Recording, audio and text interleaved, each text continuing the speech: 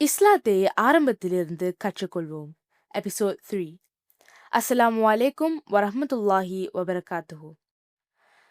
இஸ்லாத்தை கற்கும் இந்த பயணத்தில் நான் உங்கள் ஹைரா. பாப்பா, இன்னைக்கு நான் கேட்க போற கேள்வி சில பேருக்கு அதிர்ச்சியா கூட இருக்கலாம். ஆனா என் மனசுல இருக்கிற உண்மைய நான் அப்படியே கேட்க போறேன். ஒருவேளை இஸ்லாம் தப்பா இருந்தா என்ன பண்றது? நாம ஒரு முஸ்லிம் குடும்பத்துல பிறந்ததுனால மட்டும்தான் முஸ்லிமா இருக்கோமோ? ஒருவேளை நான் வேற ஒரு நாட்டுல பிறந்திருந்தா, வேற ஒரு மதத்தை பின்பற்றி இருப்பேன் இல்லையா? அப்போ இஸ்லாம் தான் உண்மையான மார்க்கம்னு நான் எப்படி தெரிஞ்சுக்கிறது? இது வெறும் பரம்பரை நம்பிக்கையா? இல்ல இதுல நிஜமாவே உண்மை இருக்கா? ஹைரா, நீ இந்த கேள்வியை கேட்டதில் எனக்கு ரொம்ப பெருமையாக இருக்குது. இப்படி தேடி பார்க்கறதுல தான் உன்னோட ஈமான் பலவீனமாகாது, இன்னும் பலமாகும். நாம் ஒரு விஷயத்தை முதல்ல தெளிவாக புரிஞ்சுக்கணும். ஒரு மதத்தில் பிறந்ததுனாலேயே அது உண்மையாயிடாது. உண்மையை அந்தந்த நாடுகளோட எல்லைகளை வச்சு முடிவு பண்ணவும் முடியாது. உண்மைங்கிறது ஒரு இடத்த பொறுத்து மாறினா அது நிஜமான உண்மையாக இருக்க முடியாது. அதனால் உன் கேள்வி ரொம்ப நியாயமானது. நாம் இப்படியும் யோசிச்சு பார்க்கணும். இஸ்லாம் நம்ம அப்பா அம்மா சொல்லி கொடுத்ததுனால தான் உண்மையா? இல்ல அத நாம ஆராய்ச்சி செஞ்சு பார்த்தாலும் அது உண்மையா இருக்குமா? அப்போ பாப்பா, நாம இதை எப்படி ஆராய்ந்து பார்க்கிறது? 3 விஷயங்கள நாம கவனிக்கலாம். 1 குர்ஆன், அந்த மெசேஜ்.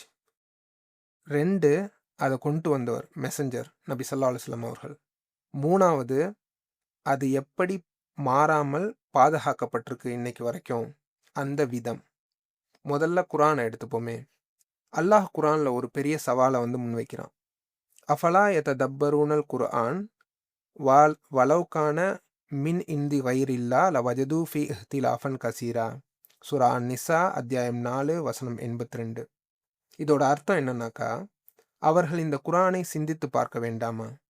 இது அல்லாஹ் அல்லாத வேறு யாரிடமிருந்தாவது வந்திருந்தால் இதில் அதிகமான முரண்பாடுகளை அவர்கள் கண்டிருப்பார்கள். ஹைரா, இது ஒரு ஸ்ட்ராங்கான சவால். குர்ஆன் நம்மளை கூப்பிடுது, என்ன ஆராய்ச்சி பண்ணி பாரு, எனக்குள்ள ஏதாவது தப்பு இருக்கான்னு சொல்லி தேடி பாரு அப்படின்னு சொல்லுது. 1400 வருஷங்களுக்கு முன்னாடி பாலைவனத்துல எழுத படிக்க தெரியாத ஒரு மனுஷரால ஒரு புத்தகத்தை உருவாக்க முடிஞ்சிருந்தாக்கா, அதுல கண்டிப்பா ஏதாவது தப்பு இல்ல முரண்பாடு இல்ல ஏதாவது குழப்பங்கள் இருந்திருக்கணும் இல்லையா? ஆனா பல கோடி பேர் இதை ஆராய்ச்சி செஞ்சு பார்த்துருக்காங்க இன்னைக்கு வரைக்கும். இதுல ஒரு சின்ன முரண்பாட்டை கூட யாராலையும் கண்டுபிடிக்க முடியல. ஆனா பாப்பா, ஒருவேளை நபி முஹம்மது ஸல்லல்லாஹு அலைஹி வஸல்லம் அவர்கள் ரொம்ப புத்திசாலியா இருந்திருக்கலாம்ல? ரொம்ப நல்ல கேள்வி. அதையும் கூட ஆராய்ச்சி பண்ணி பார்ப்போமே. நபி ஸல்லல்லாஹு அலைஹி வஸல்லம் அவர்கள் அவங்களோட எதிரிகளால கூட அல் அமீன், அதாவது உண்மையாளர் அப்படின்னு சொல்லிட்டு போற்றப்பட்டவங்க. அவர்கள் என்னைக்குமே தன்னை ஒரு கடவுள்னு சொல்லிட்டு சொன்னது கிடையாது. அவர்கள் செல்வத்தை கேட்கல, அரசனை போல வாழல. உண்மையை சொல்லப்போனா 25 வருஷமா பல கஷ்டங்களை அனுபவிச்சார். யாராவது ஒருத்தர் பொய் சொல்லி ஒரு மதத்தை உருவாக்குனா அவங்க எதுக்காக ஆசைப்படுவாங்க? அதிகாரம், சொத்து சுகம், இல்ல மத்தவங்கள கண்ட்ரோல் பண்ணு, இதையெல்லாம் தானே எதிர்பார்ப்பாங்க. ஆனா அவருக்கு என்ன கிடைச்சு? பட்டினி, ஊர் விளக்கம், அவமானம், கொலை முயற்சி, இப்படி எல்லாத்தையும் அந்த மனுஷன் சந்திச்சார். அது மட்டும் இல்லாம குர்ஆன்ல சில இடங்கள்ல அல்லாஹ்வே அவரே திருத்தி வசனங்களை இறக்கியிருக்கான். உதாரணத்துக்கு சூரா அபஸால வசனம் 1வது வசனத்துல அபஸ வதவல்லா, அதாவது அவர் கடுகடுத்து முகத்தை திருப்பிக் கொண்டார். ஒருவேளை அவர் அந்த புத்தகத்தை உருவாக்கியிருந்தா தன்னைத்தானே குறை சொல்லிக்கிற வசனங்களை அதுல ஏன் சேர்க்கணும்? ஏமாத்துற ஒருத்தர் தன் தப்புகளை இந்த உலகத்துக்கு சொல்ல மாட்டார்ல. அது யோசிக்க வேண்டிய விஷயம்தான். ஆனா பாப்பா, மத்த மதங்களும் அவங்க தான் உண்மைன்னு சொல்றாங்களே. ஆமா, எல்லா மதங்களையும் மதிக்கணும் தான் சொல்லிட்டு இஸ்லாம் சொல்லுது. ஆனா மதிக்கிறது வேற, ஒப்பிட்டு பார்க்கறது வேற. உண்மைங்கிறது காலம் மாறினாலும் மாறாம இருக்கணும். ஒரு சின்ன விஷயத்தை யோசிப்போமே. குர்ஆன் அருளப்பட்ட காலத்திலிருந்து இன்னைக்கு வரைக்கும் ஒரு வார்த்தை கூட மாறாம அப்படியே இருக்கா? நிச்சயமா இருக்கு. பல லட்சம் பேர் இந்த குர்ஆன வார்த்தைக்கு வார்த்தை, எழுத்துக்கு எழுத்து ஹிஃப்ஸ் செஞ்சு வச்சிருக்காங்க, மனப்பாடம் செஞ்சு வச்சிருக்காங்க. இந்தியாவுல இருக்கிற ஒரு குழந்தை ஓதுற அந்த குர்ஆனும் சவுதியில் இருக்கிற ஒரு அறிஞர் ஓதுற குரானும் ஒன்று தான். அல்லாஹ்வே வந்து இதை பற்றி வாக்குறுதி கொடுத்துருக்கான். இன்ன இன்னா நஹ்னு நஸ்ஸல்ன திக்ர வ இன்ன லஹு லஹாஃபிசூன். சூரா அல் ஹிஜ்ர் அத்தியாயம் 15 வசனம் 9. இதோட அர்த்தம் என்னன்னாக்கா, நிச்சயமாக நாம் தான் இந்த குரானை இறக்கினோம், நிச்சயமாக நாமே அதனை பாதுகாப்போம் அப்படின்னு சொல்லிட்டு.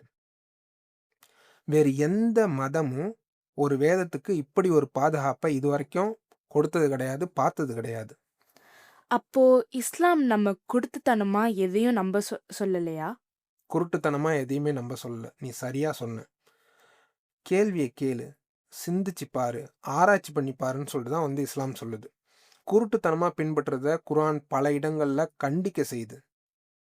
அல்லாஹ் வந்து சூரா அல் பக்ரா அத்தியாயம் 2 வசனம் 170ல அல்லாஹ் இறக்கியதை பின்பற்றுங்கள் என்று அவர்களிடம் கூறப்பட்டால், அவர்கள் இல்ல, எங்கள் முன்னோர்கள் எதன் மீது கண்டோமோ அதையே நாங்களும் பின்பற்றுறோம் அப்படின்னு சொல்றாங்க அப்படின்னு சொல்லிட்டு அல்லாஹ் வந்து குர்ஆன்ல சொல்லி காட்டுறான்.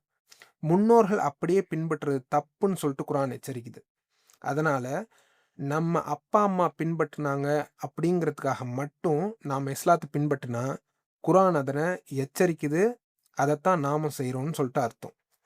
அப்போ பாப்பா, நான் கான்ஷியஸ்லி இஸ்லாத்தை தேர்ந்தெடுக்கணும்னு அல்லாஹ் விரும்புறாரா? கண்டிப்பா. ஆமா. நீ ஒரு முஸ்லிமா பிறந்திருக்கலாம்.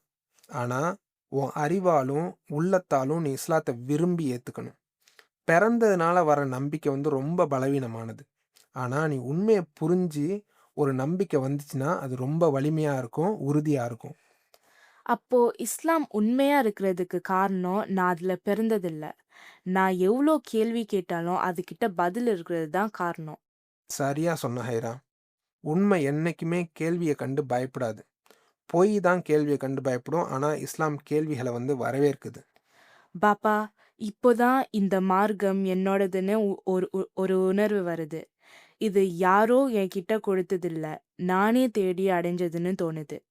அதுதான் இந்த இலக்கும் கூட. பரம்பரை இஸ்லாத்தை இருந்து விலகி புரிஞ்சுக்கிட்ட இஸ்லாத்துக்கு நாம மாறணும். இது ஹைரா.